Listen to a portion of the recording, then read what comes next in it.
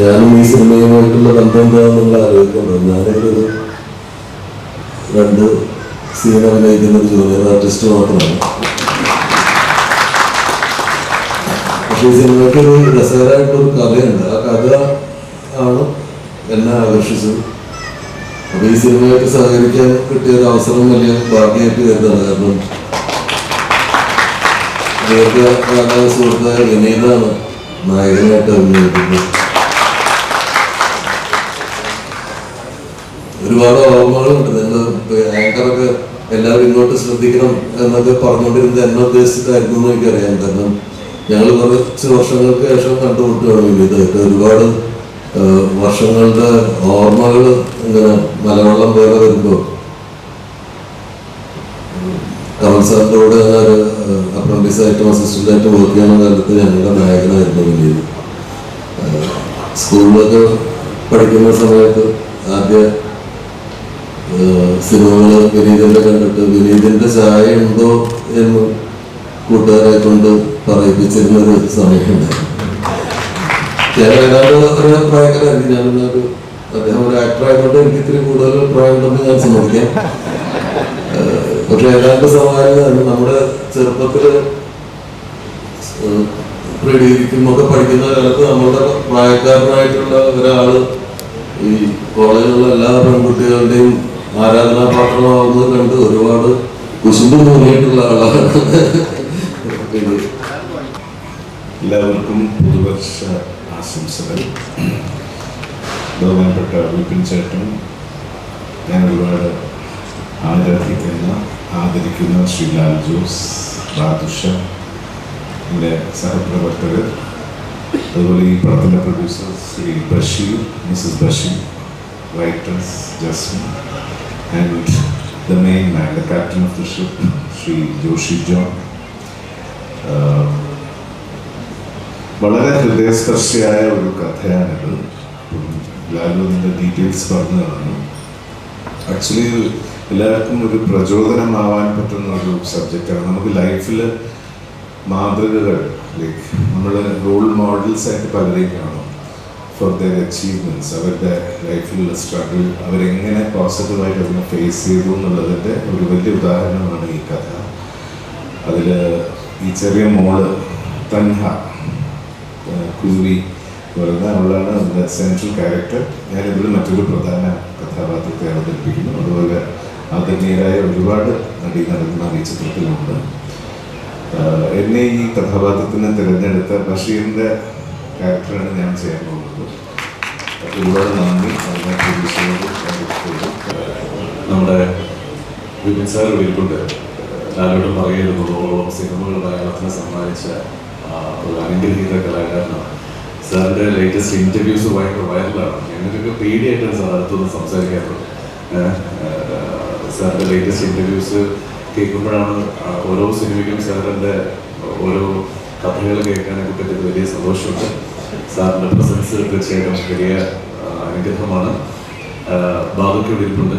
ഞങ്ങളുടെ ഏറ്റവും പുതിയ സിനിമ മഹാറാണി, അതിൻ്റെ പ്രൊഡ്യൂസർക്കും ഞങ്ങളുടെ ഏറ്റവും മുമ്പിൽ നിന്ന് സിനിമയിൽ നയിച്ചിട്ടുള്ള ബാബുക്കയുടെ പ്രസൻസ് ഇവിടെ ഉണ്ട്.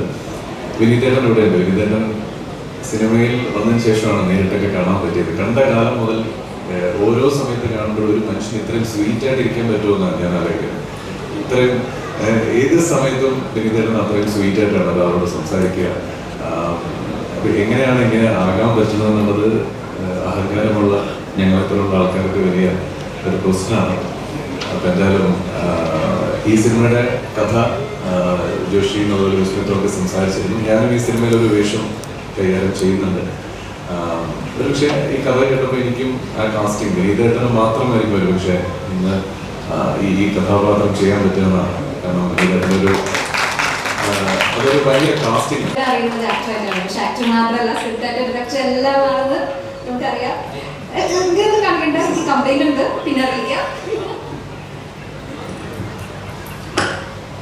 പ്രിയമുള്ളവരെ, നല്ലൊരു ദിവസം, നല്ലൊരു ചടങ്ങ്. പ്രത്യേകിച്ച് ഗുരുസ്ഥാനികളായ ഒരുപാട് പേര് എൻ്റെ മുമ്പിൽ ഇരിപ്പുണ്ട്. വിനീതനെ പറ്റിയാണ് എനിക്ക് പറയാനുള്ളത്. പറഞ്ഞില്ലെങ്കിൽ ശരിയാവില്ല. ഭയങ്കരമായിട്ട് എന്താ പറയുക, നമ്മൾ ഏറ്റവും കൂടുതൽ എപ്പോഴും ആരാധിച്ചിരുന്ന ആഗ്രഹിച്ചിരുന്ന ഒരുപാട് നല്ല ആളുകളുടെ ഒപ്പം നല്ല സിനിമകൾ ചെയ്യാൻ പറ്റിയ ആളാണ് വിനീതേട്ടൻ. അത് അമിതിൻ്റെ മേലെ കഥാപാത്രമാണെങ്കിലും പപ്പേട്ടൻ്റെ ഒരുപാട് കഥാപാത്രങ്ങളൊക്കെ ചെയ്യാൻ പറ്റിയ ആളാണ്. അപ്പോൾ അന്നൊക്കെ ഞാൻ എപ്പോഴും ആലോചിച്ചിരുന്നു വിനീതേട്ടൻ്റെ ശബ്ദം ഇത് തന്നെയായിരുന്നു. എനിക്ക് അന്ന് നല്ല സംശയമില്ല. പിന്നെ ആദ്യം അതാണെന്ന് വിചാരിച്ചു, പിന്നെ എന്നോട് ആരോ പറഞ്ഞു അല്ലാതെ ഞാൻ. പിന്നെ അത് കേൾക്കാൻ കൂടിയില്ലായിരുന്നു. കേട്ട് കഴിഞ്ഞപ്പോൾ സംസ്ഥാന അവാർഡ്. അത് ഭയങ്കര ഒരു എന്താ പറയുക, ഒരു വൈരുദ്ധ്യമായിട്ട് തോന്നി, ദൈവത്തിൻ്റെ അനുഗ്രഹമായിട്ട് തോന്നി. എന്തായാലും വളരെ സന്തോഷമുണ്ട്. ഈ പ്രൊഡക്ഷനും ഈ സിനിമയ്ക്കും എൻ്റെ എല്ലാവിധ ആശംസകളും ഹൃദയത്തിൽ നിന്ന് നേരുകയാണ്. നേരത്തെ പാതുക്ക പറഞ്ഞ പോലെ ഞങ്ങൾ സാധാരണ കല്യാണം കഴിഞ്ഞിട്ടുള്ള ഭാര്യ ഭർത്താക്കന്മാരുടെ അവസ്ഥയാണ് എൻ്റെ വിഷ്ണുവിൻ്റെയും. വേറൊന്നും കൊണ്ടല്ല, കല്യാണം കഴിഞ്ഞ് കുറച്ച് കഴിയുമ്പോൾ ചോദിക്കുമല്ലോ, ഒന്നും ആയില്ലേ ഒന്നും ആയില്ലേ ഒന്നും ആയില്ലേ. അതേപോലെയാണ് ഇപ്പോൾ വെടിക്കെട്ടിൻ്റെ അവസ്ഥ. പുറത്തിറങ്ങി നടക്കാൻ പറ്റും, ചോദിച്ചുകൊണ്ടേ ഇരിക്കുകയാണ്. അപ്പോൾ ബാധുക്കയോട് ഇന്നെങ്കിലും ബാധുക്ക കറക്റ്റ് ഞങ്ങളോട് കാര്യങ്ങൾ പറയുമെന്ന് വിശ്വസിച്ചുകൊണ്ട് ഈ സിനിമയ്ക്ക് എല്ലാവിധ ആശംസകളും നേർന്നുകൊണ്ട് താങ്ക് യു. ഇത് ഇവിടെ നിന്ന് പുറത്തോട്ട് മാറി ചോദിക്കാതിരിക്കാനുള്ള ജാമ്യമാണ്. എല്ലാവർക്കും നമസ്കാരം. നല്ലൊരു പുതുവർഷം ആശംസിക്കുന്നു. മലയാള സിനിമയിലോട്ട് ഒരുപാട് പുതിയ കമ്പനികൾ പുതുതായി വന്നുകൊണ്ടിരിക്കുകയാണ്. പുതിയ ഡയറക്ടേഴ്സ്, പുതിയ കമ്പനികളെല്ലാം വന്നുകൊണ്ടിരിക്കുകയാണ്. അതിൽ ഒരുപാട് സന്തോഷമുണ്ട്. കാര്യം 2023 പഴയതിലും മികച്ചൊരു വർഷമായിട്ട് നമുക്കെല്ലാവർക്കും മാറട്ടെ എന്ന് നമുക്ക് ആശംസിക്കാം. ഇതിൻ്റെ പ്രൊഡ്യൂസറും റൈറ്ററും എൻ്റെ അയൽവക്കക്കാരനാണ്. അയൽവക്കം എന്ന് പറഞ്ഞാൽ എൻ്റെ ഓഫീസിൻ്റെ തൊട്ടടുത്താണ് അദ്ദേഹത്തിൻ്റെ ഒരു സ്ഥാപനം.